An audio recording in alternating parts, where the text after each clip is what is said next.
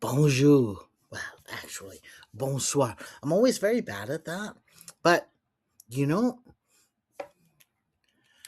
it's a round planet. It's daytime somewhere. So, bonjour, which is so much more cheerful to me. Anyways, I want to tell you about this book I've written recently called Son of the Moon. And it took years. It's only half a novel, it's like 27,000 words.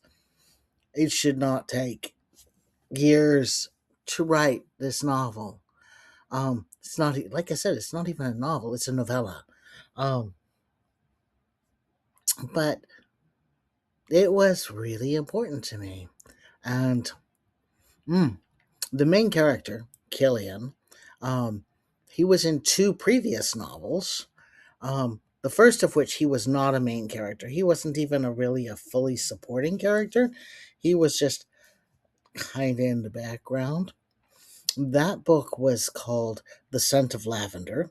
It was signed with a publisher, and so was the one that came after it, which was called The Naughty Luna, which Killian was the main character in. Um, in the first one, he was legitimately Lancelot in a world where vampires and werewolves were real, but it was still King Arthurian.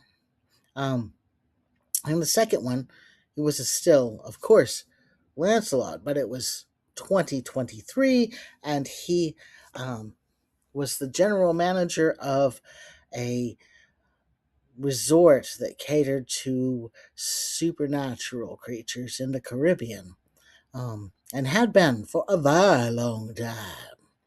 Um, as it turns out, Killian had been living in Philadelphia. He fought in King George's War, which was part of the French and Indian War.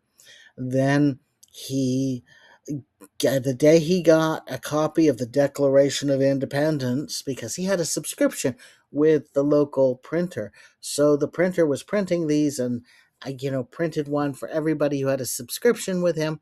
And he took a look at that and was like, no. And he and his buddy Gisco, they bought themselves a new ship and they went south, where they took up piracy for a while. They were late to the game, but they still made plenty of spoils. And they settled into their little island and started inviting supernatural creatures to come and, have vacations there. And it worked out fine. And then there's Iris. Iris doesn't come into the story until 2023, when I wrote the Naughty Luna.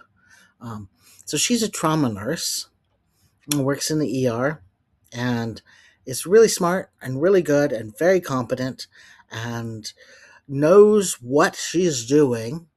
So on a particular day in her life, the the head doctor on that shift made a diagnosis that she disagreed with, which she brought to him and was like, "Hey, I think because of this and because of that, and I don't think you're right." And he was like, "Suck it."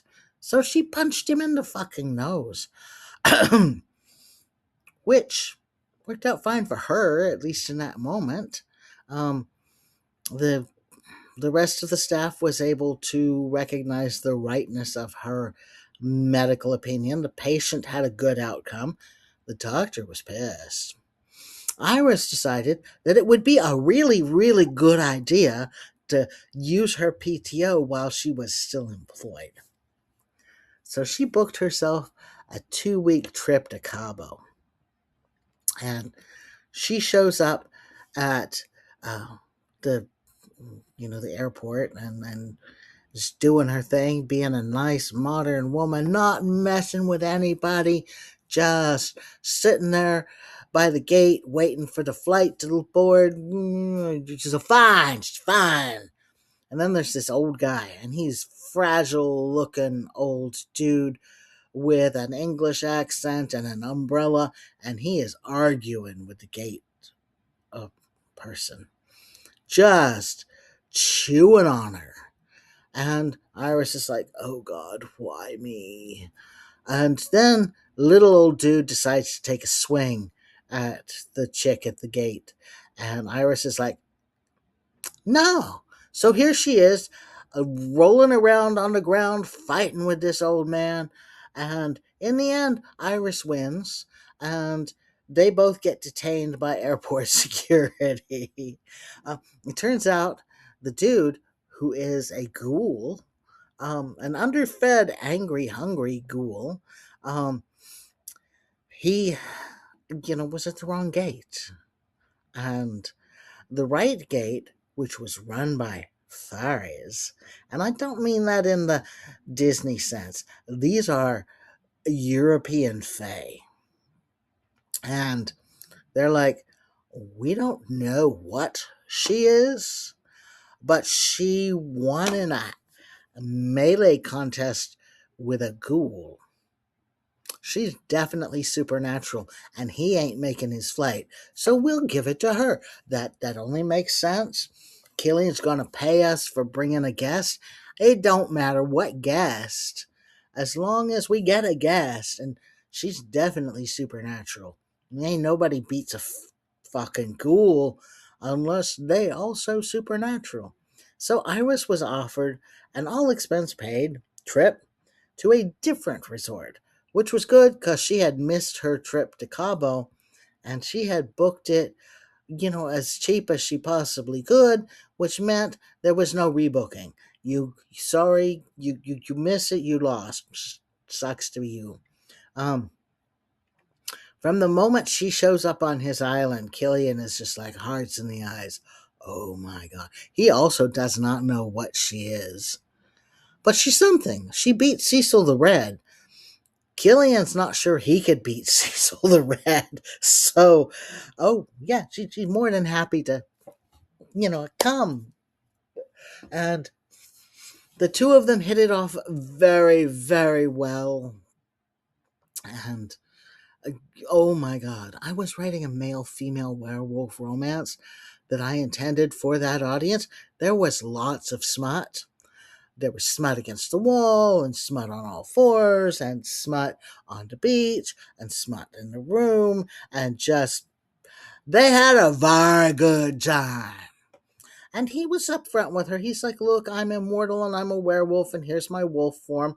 And, you would think that a modern woman would deal with that however she's gonna deal with that. Um, but Iris's mother was paranoid schizophrenic and dangerous and violent and with substance abuse issues. So for Iris, seeing is not believing. Just because she saw his ass turn into a giant fucking dog does not mean that he's a werewolf. Werewolves aren't real. So, she's not going to pick a fight with him over it. They're having a nice brunch, then they're walking on the beach, and she's meeting some guy who claims to be King Arthur, who now runs a surf shop, and it's very lovely. There's a different variety of fairies running the Starbucks, and everything's free for her. It's the nicest vacation she has ever had, or ever likely to have.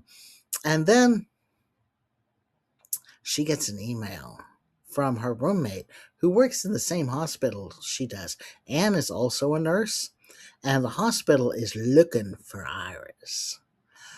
You see, they have come to the conclusion that she's a really competent medical person, and they want to offer her a full ride through the University of Washington Medical School.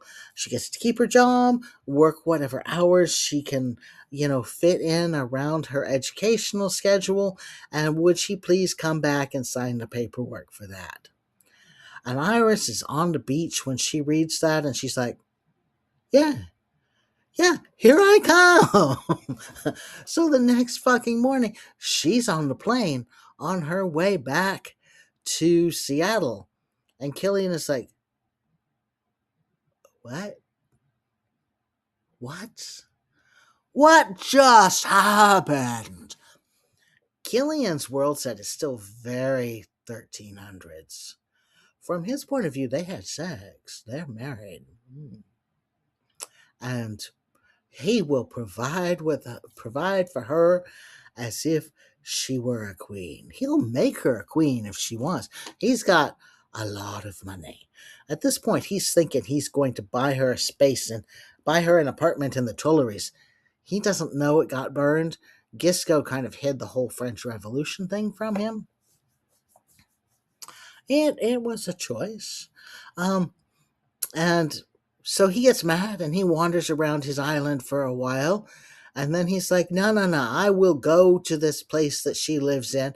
And granted, he's thinking it's going to be like London. The last time he was in a big city, I mean, Philadelphia doesn't count as a big city, and not even in 1776. London in 1629 counts as a big city. And that's the last time he was ever really in a big city. So Gisco tells him that Seattle has a population of thus and such. And, well, for one, Killian doesn't believe him. There's no group of humans that live that big. They'd starve. It's just not possible to have a city that big. So Killian is like, I will go to this place. I will tell her with all my heart how much I love her. And she, as a wise and kind woman, will return to me. And we will marry formally. It will be lovely. I'll buy her a big house and anything her heart desires, and we will be happily ever after. Who wants to bet that's not how that went down?